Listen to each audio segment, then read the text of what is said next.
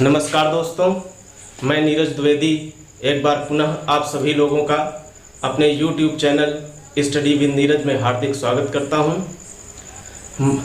मैं आप लोगों को आज प्राचीन भारत की श्रृंखला स्टार्ट करने जा रहा हूं आज से, और मॉडर्न हिस्ट्री और प्राचीन भारत दोनों एक साथ चलेंगे और शीघ्र जो है पूर्ण कर लिए जाएंगे।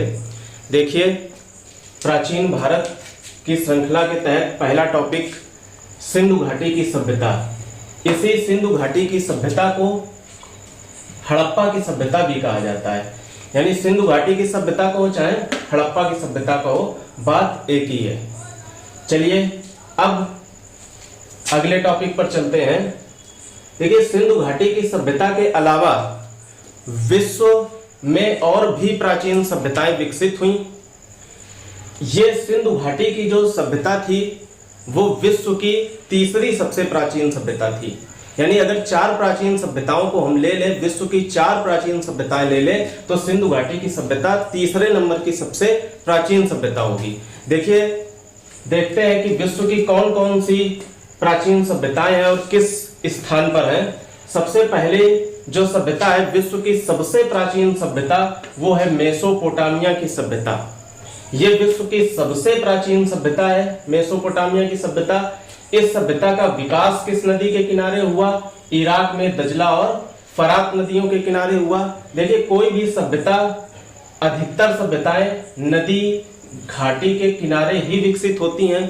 इसका कारण ये है चूंकि नदी घाटी में संसाधन बहुत अधिक होते हैं, भूमि उपजाऊ होती है, तो जहाँ की भूमि उपजाऊ होगी, संसाधन अधिक होंगे, स्वाभाविक है वहीं लोग रहना पसंद करेंगे, चूंकि उनका वहाँ पर सबसे अच्छा विकास होगा। इसलिए जितनी भी सभ्यताएं होती हैं ज्यादातर नदी घाटियों में ही विकसित होती हैं। उसी क्रम में सबसे जो प्राचीन विश्व की सभ्यता थी वो मेसोपोटामिया की सभ्यता थी। देखिए, एक सुमेरियन की सभ्यता आप लोगों ने सुना होगा।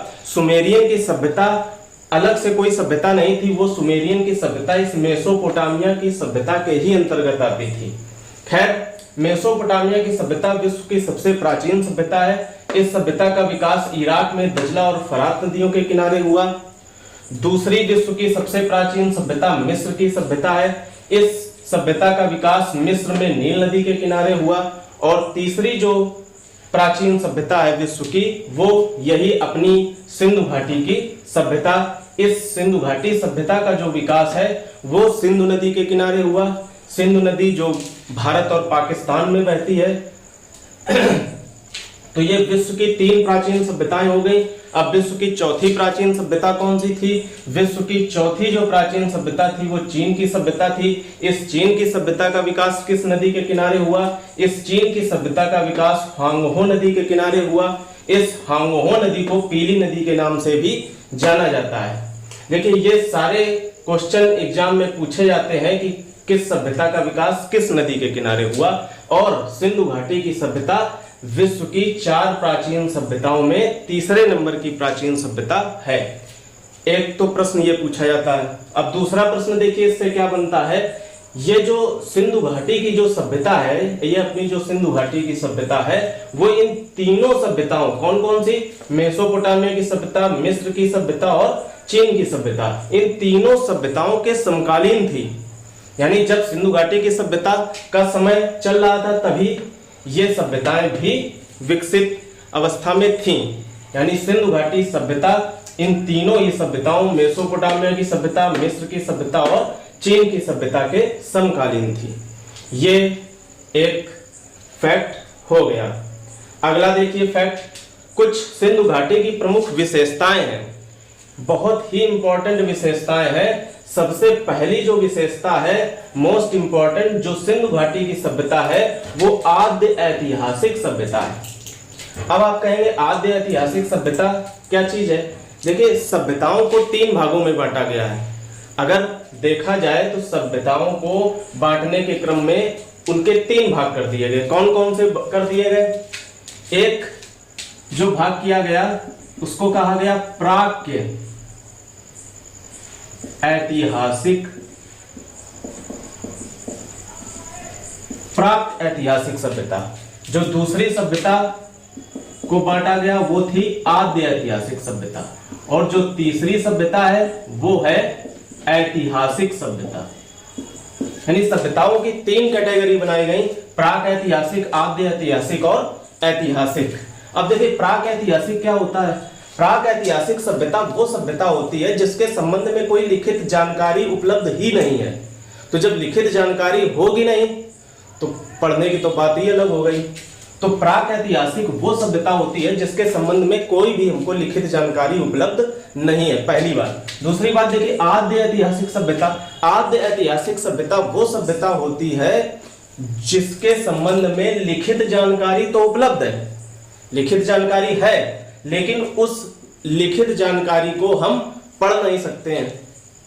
यानी आद्य ऐतिहासिक सभ्यता वो सभ्यता है जिसकी लिखित सामग्री तो उपलब्ध है लेकिन उसको पढ़ा नहीं जा सकता है। तीसरी बात ऐतिहासिक सभ्यता। ऐतिहासिक सभ्यता वो सभ्यता होती है जिसकी लिखित सामग्री भी उपलब्ध है और उसे हम पढ़ भी सकते हैं। ठीक, तो ये 3 कैटेगरीज होती हैं, प्राक ऐतिहासिक, आद्य ऐतिहासिक और ऐतिहासिक। तो इन 3 कैटेगरी में सिंधु घाटी की जो सभ्यता है वो किस कैटेगरी में आती है? आद्य ऐतिहासिक सभ्यता। यानी कहने का तात्पर्य यह है कि सिंधु घाटी की सभ्यता के संबंध में लिखित सामग्री हमारे पास है लेकिन हम उस सामग्री को पढ़ने में सक्षम नहीं है। आज तक हम उस लिखी हुई सामग्री को पढ़ नहीं सके। ये चीज हो गई। दूसरी देखिए मोस्ट इंपॉर्टेंट जो बात है, सिंधु घाटी की सभ्यता कांस्य युगीन सभ्यता थी। कांस्य युगीन सभ्यता का तात्पर्य क्या है? कांस्य युगीन सभ्यता का तात्पर्य यह है कि सिंधु घाटी सभ्यता के लोगों ने ही सबसे पहले कांसे का प्रयोग किया था। जब सबसे पहले कांसे का प्रयोग किया, यानी कांसा एक धातु होती है। कांसा कैसी धातु होती है? इस कांसे धातु में 90% तांबा होता है, 90% तांबा होता है और 10% टिन होती है। यानी 90% तांबा और 10% टिन को मिलाकर के क्या तैयार किया जाता है? कांसा तैयार किया जाता है। तो इस कांसे का प्रयोग करने वाले सबसे पहले कौन थे? सिंधु घाटी सभ्यता के लोग ही थे। इस कारण इस सभ्यता को कांस्य युगीन सभ्यता कहा गया। दूसरा फैक्ट, ये सारे बहुत इंपॉर्टेंट फैक्ट, आद्य ऐतिहासिक सभ्यता, कांस्य युगीन सभ्यता। तीसरा मोस्ट इंपॉर्टेंट फैक्ट, जो सिंधु घाटी की सभ्यता थी वो भारत की पहली नगरीय सभ्यता थी। यानी सिंधु घाटी की सभ्यता ग्रामीण सभ्यता नहीं थी, सिंधु घाटी की सभ्यता नगरीय सभ्यता थी। इस सभ्यता को नगरीय सभ्यता सर्वप्रथम किसने कहा था? उसका नाम था गार्डन चाइल्ड। ये प्रश्न भी एग्जाम में पूछा जाता है। तो भारत की पहली नगरीय सभ्यता अगर पूछी जाए कि कौन सी थी, तो भारत की पहली नगरीय सभ्यता सिंधु घाटी की सभ्यता थी। इसको सबसे पहले नगरीय सभ्यता कहने वाले गार्डन चाइल्ड थे। तो ये 3 फैक्ट, विशेषताएं जो कि सिंधु घाटी सभ्यता से संबंधित थी वो मोस्ट इंपॉर्टेंट है। अब आगे बढ़ते हैं। देखिए अब सिंधु घाटी सभ्यता की लिपि के बारे में जानते हैं। अभी हमने बताया कि सिंधु घाटी की सभ्यता जो थी वो आद्य ऐतिहासिक सभ्यता थी। आद्य ऐतिहासिक यानी लिखित सामग्री उपलब्ध है। तो जब लिखित सामग्री उपलब्ध है तो उसकी अपनी लिपि होगी। उसको पढ़ा नहीं गया वो अलग चीज है, लेकिन उसकी लिपि अपनी होगी। तो लिपि कैसी थी सिंधु घाटी सभ्यता की? मोस्ट इंपॉर्टेंट क्वेश्चन, सिंधु घाटी की सभ्यता की लिपि जो थी वो भाव चित्रात्मक लिपि थी। भाव चित्रात्मक कहने का तात्पर्य यह है कि चित्रों के द्वारा सिंधु घाटी सभ्यता के लोग अपने भावों को प्रदर्शित करते थे। यानी उनको कुछ कहना है या कुछ लिखना है, वो अपने भाव चित्रों के माध्यम से, यानी चित्र बना देते थे, उन चित्रों के माध्यम से ही अपने भावों को प्रकट कर देते थे। इसलिए हम लोगों ने कहा कि सिंधु घाटी की सभ्यता की जो लिपि थी वो भाव चित्रात्मक लिपि थी। लेकिन अभी तक इस लिपि को पढ़ा नहीं जा सका है, हम पढ़ने में इस लिपि को सक्षम नहीं हुए हैं। इसीलिए हमने सबसे पहले आपको बता दिया था सिंधु घाटी सभ्यताओं की विशेषताओं में कि इसकी जो विशेषता है वो है आद्य ऐतिहासिक सभ्यता। चलिए आगे देखते हैं। अब सिंधु घाटी सभ्यता की खोज के बारे में जानते हैं। सिंधु घाटी सभ्यता की खोज के बारे में जानते हैं कि इसकी खोज किसने की थी। तो देखिए सबसे पहले 1921 में जॉन मार्शल एक पुरातत्ववेत्ता थे। तो जॉन मार्शल पुरातत्ववेत्ता के निर्देश से सबसे पहले हड़प्पा की खुदाई प्रारंभ की गई। जॉन मार्शल के नेतृत्व में 1921 में सबसे पहले हड़प्पा की खुदाई प्रारंभ की गई। और जब हड़प्पा की खुदाई प्रारंभ की गई जॉन मार्शल के नेतृत्व में, तो इसी क्रम में 1921 में ही राय बहादुर दयाराम साहनी के द्वारा हड़प्पा की खोज कर दी गई। हड़प्पा वो पहला स्थल था जिसकी खोज की गई थी सिंधु घाटी सभ्यता के अंतर्गत। ये प्रश्न भी बहुत ही महत्वपूर्ण है कि सबसे पहला खोजा गया स्थल, सिंधु घाटी सभ्यता का सबसे पहला खोजा गया स्थल, तो सबसे पहला खोजा गया स्थल कौन सा था? हड़प्पा था। इसकी खोज किसने की थी? राय बहादुर दयाराम साहनी ने 1921 में जॉन मार्शल के नेतृत्व में, जो कि पुरातत्ववेत्ता थे, इन्हीं के नेतृत्व में, जॉन मार्शल के नेतृत्व में ही खुदाई प्रारंभ की गई थी। अब देखिए, एक वर्ष बाद ठीक 1922 ईस्वी में एक दूसरा पुरातत्ववेत्ता राखाल दास बनर्जी, उसने मोहनजोदड़ो की खोज कर दी। तो राय बहादुर दयाराम साहनी ने हड़प्पा की और राखाल दास बनर्जी ने मोहनजोदड़ो की खोज की। आगे चलते हैं। सिंधु घाटी सभ्यता के समयकाल, सिंधु घाटी सभ्यता का समय काल क्या था? सिंधु घाटी सभ्यता कितनी पुरानी थी? इस पर अनेक विद्वानों के अलग अलग मत हैं, लेकिन जो सबसे अच्छा मत माना गया है वो माना गया C14 कार्बन पद्धति, जो कि आधुनिक पद्धति है जिससे हम किसी भी सभ्यता के आयु का निर्धारण कर लेते हैं मिट्टी के द्वारा या जो भी अवशेष मिले उसके द्वारा। ये एक मॉडर्न पद्धति C14 कार्बन पद्धति है। इसी C14 कार्बन पद्धति को ही सर्वमान्य किया गया सिंधु घाटी सभ्यता के काल निर्धारण के लिए। वैसे तो अनेक विद्वानों ने अपने अलग अलग मत दिए, लेकिन जो सबसे ज्यादा माना गया प्रभावी वो था C14 कार्बन पद्धति। किसने निर्धारण किया इसका? वैज्ञानिक थे D.P. अग्रवाल। इन्होंने बताया कि सिंधु घाटी सभ्यता जो है वो 2300 ईसा पूर्व से 1750 ईसा पूर्व पुरानी है।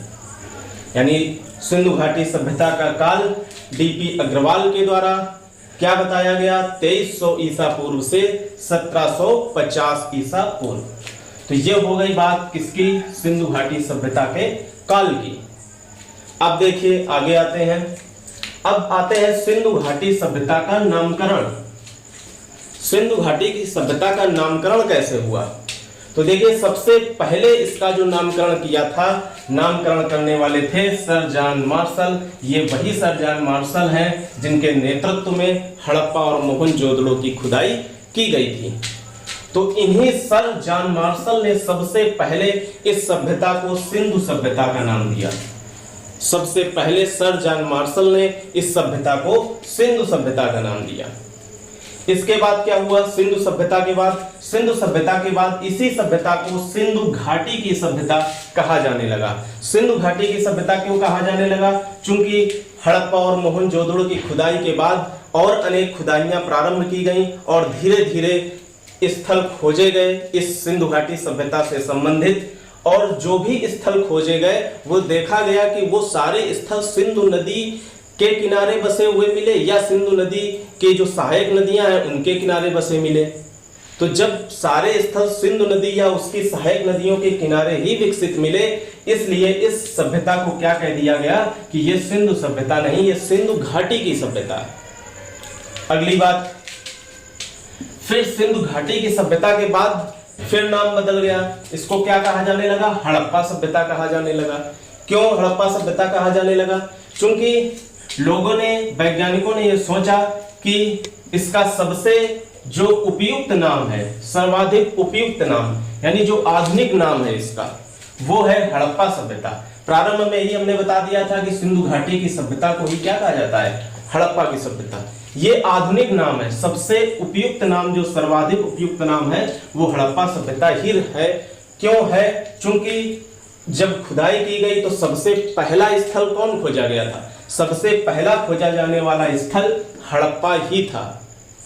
तो जब सबसे पहला खोजा जाने वाला स्थल हड़प्पा ही था तो उसी हड़प्पा के नाम पर इस सभ्यता का नाम हड़प्पा सभ्यता रख दिया गया। ये बात हो गई सिंधु घाटी सभ्यता के नामकरण की। आइए अब देखते हैं सिंधु घाटी सभ्यता के आखिरकार निर्माता कौन लोग थे। सिंधु घाटी सभ्यता के निर्माता कौन लोग थे, तो इसके निर्माता के संबंध में भी कई वैज्ञानिकों ने अलग अलग मत दिए। इस सिंधु घाटी सभ्यता के निर्माता कौन लोग थे, किन्होंने बसाई, तो इसके संबंध में भी बहुत सारे वैज्ञानिकों ने अलग अलग मत दिए हैं। लेकिन जो सबसे परफेक्ट मत है वो है राखाल दास बनर्जी का। राखाल दास बनर्जी ने क्या बताया कि सिंधु घाटी के सभ्यता के निर्माता जो थे वो द्रविड़ जात के लोग थे। ये प्रश्न इसी हिसाब से पूछा भी जाता है कि सिंधु घाटी सभ्यता के निर्माता कौन लोग थे, तो ऑप्शन में द्रविड़ जात के लोग होगा, यही सही होगा। देखिए इतना हम लोगों ने पढ़ा, अब इसको इरेज करते हैं और इसके आगे शुरू करते हैं।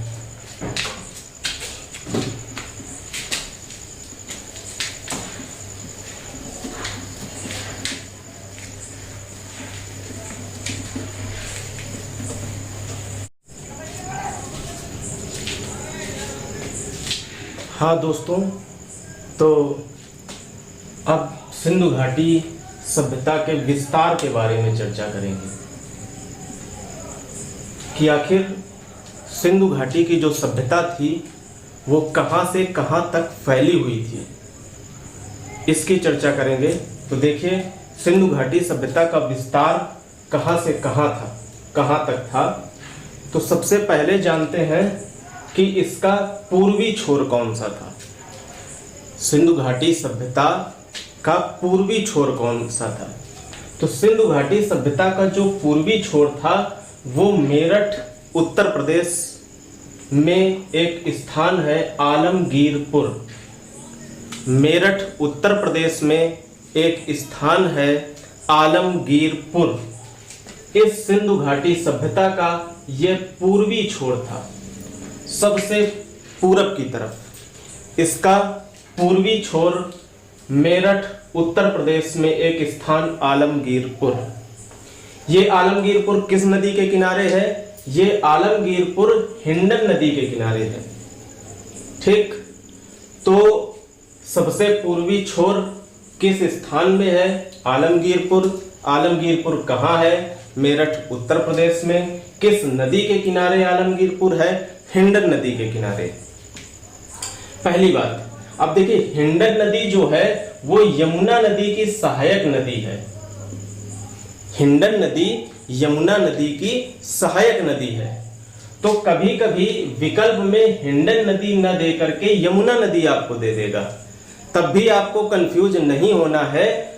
उस परिस्थिति में हिंडन नदी ना होकर के यमुना नदी में आप टिक करेंगे, क्योंकि हिंडन नदी जो है वो यमुना नदी की सहायक नदी है, इसलिए कभी कभी हिंडन नदी की जगह यमुना नदी भी दे सकता है या देता भी है। तो पूर्वी छोर आप समझ चुके हैं कि पूर्वी छोर उत्तर प्रदेश में था, मेरठ जिले में। अब चर्चा करते हैं उत्तरी छोर की। पूरब की तरफ पूर्वी छोर, सिंधु घाटी सभ्यता का विस्तार पढ़ रहे हैं। सिंधु घाटी सभ्यता कहां से कहां तक फैली हुई थी, तो उत्तरी छोर, तो पूर्वी छोर ये हुआ। अब उत्तरी छोर की चर्चा करते हैं। देखिए उत्तरी छोर कहां था?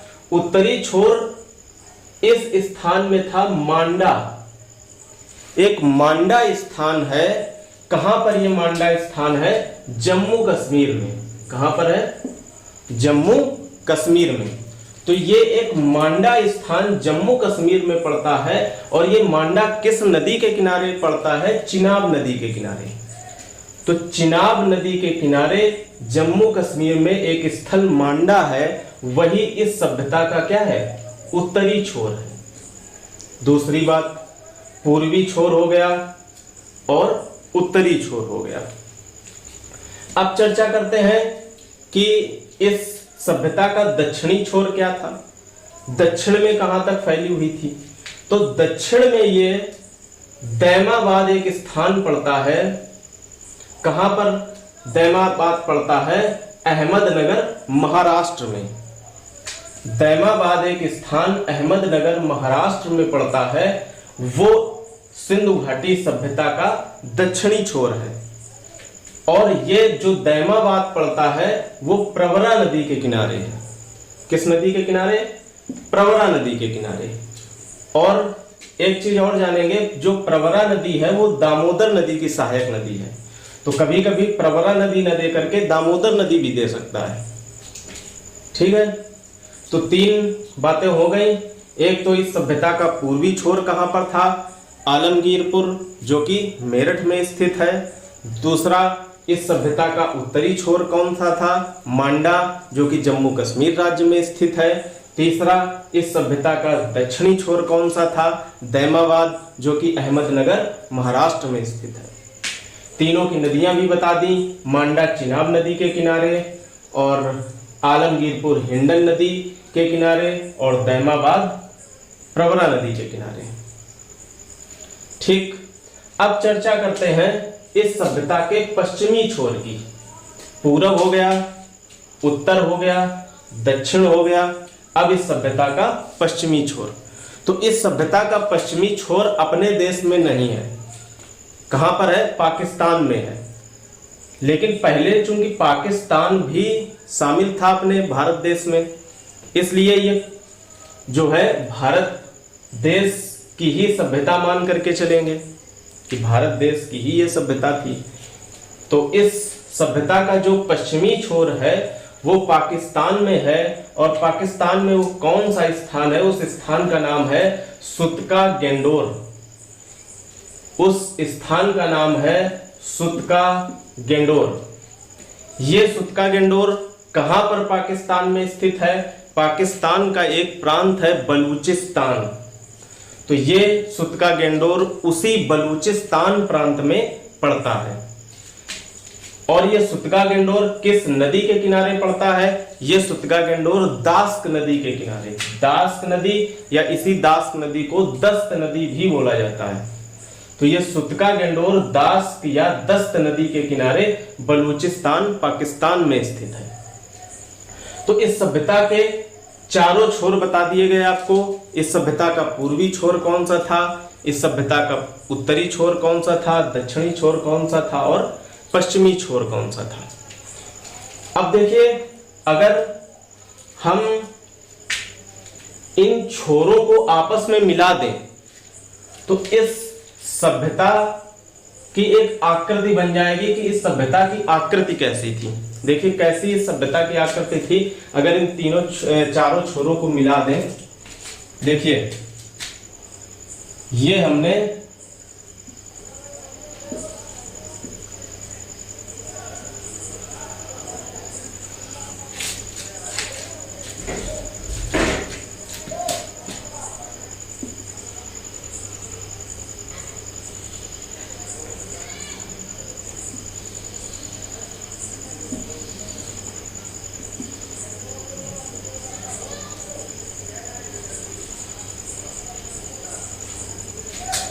देखिए इस प्रकार से अगर हम मिला दें तो ये लगभग एक त्रिभुजाकार आकृति नजर आ रही है। तो हम कह सकते हैं कि जो सिंधु घाटी सभ्यता की जो आकृति थी वो कैसी थी? त्रिभुजाकार थी। कैसी थी? त्रिभुजाकार आकृति में ये विस्तृत थी, फैली थी। एक बात ये हो गई। अब दूसरी बात ये हो गई कि कितने वर्ग किलोमीटर में ये फैली थी सभ्यता। तो देखिए 12,99,600 वर्ग किलोमीटर। इस सभ्यता का विस्तार 12,99,600 वर्ग किलोमीटर में था। बहुत विस्तृत सभ्यता थी, बहुत बड़ी सभ्यता थी, बहुत बड़े क्षेत्रफल में फैली हुई थी। ये तो प्रारंभिक बताया जा रहा है कि जब प्रारंभ में स्थल खोजे गए उनके अनुसार। आज के परिप्रेक्ष्य में देखेंगे तो बहुत सारे स्थल खोजे जा चुके हैं। इस सभ्यता का विस्तार बहुत ज्यादा हो चुका है और ये त्रिभुजाकार आकृति भी नहीं रही है, आकृति भी बदल गई। ये प्रारंभिक बातें हो रही हैं कि प्रारंभ में खुदाई के दौरान कौन सी आकृति समझ में आई, त्रिभुजाकार आकृति, और ये कितने वर्ग किलोमीटर में फैली थी, 12,99,600 वर्ग किलोमीटर, लगभग कितना हो गया, 13 लाख वर्ग किलोमीटर, लगभग 13 लाख वर्ग किलोमीटर में यह सभ्यता फैली थी। खैर, जो एग्जाम में पूछा जाएगा वो इसी से पूछा जाएगा, बहुत इंपॉर्टेंट है। पूर्वी छोर भी पूछा जाता है, पश्चिमी छोर, उत्तरी छोर, दक्षिणी छोर, किस नदी के किनारे थे इस सभ्यता के, ये सारी चीजें, ये सारे फैक्ट बिल्कुल तैयार करने हैं। अब देखिए, एक चीज और याद रखेंगे कि पूर्व से पश्चिम, इस सभ्यता की जो लंबाई थी, पूर्व से पश्चिम अगर देखा जाए, ये पूरब और ये पश्चिम, तो पूर्व से पश्चिम तक अगर लंबाई नापी जाए तो इसकी 1600 किलोमीटर लंबाई में फैली थी। लगभग 1600 किलोमीटर लंबाई में पूरब से पश्चिम तक फैली हुई थी, और लगभग 1400 किलोमीटर की लंबाई तक उत्तर से दक्षिण तक फैली हुई थी। कुल क्षेत्रफल 12,99,600 वर्ग किलोमीटर। तो ये जो आपको फैक्ट बताए गए, ये सिंधु घाटी की सभ्यता के विस्तार से संबंधित थे। आगे सिंधु घाटी सभ्यता को कंटिन्यू करते हैं और अन्य फैक्ट पढ़ेंगे सिंधु घाटी सभ्यता के संबंध में, टू दी पॉइंट, क्रमशः विधिवत इसका अध्ययन किया जाएगा नेक्स्ट क्लास में। तब तक के लिए धन्यवाद।